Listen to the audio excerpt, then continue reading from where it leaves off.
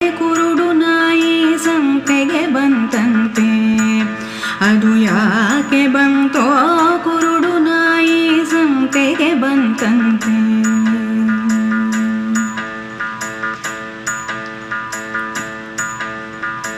ಭರದಿ ಅಂಗಡಿ ಹೊಕ್ಕಿತಂತೆ, ತಿರುವಿದೊಣ್ಣೆಲಿ ಇಕ್ಕಿದರಂತೆ. ಭರದಿ ಅಂಗಡಿ ಹೊಕ್ಕಿತಂತೆ, ತಿರುವಿದೊಣ್ಣೆಲಿ ಇಕ್ಕಿದರಂತೆ.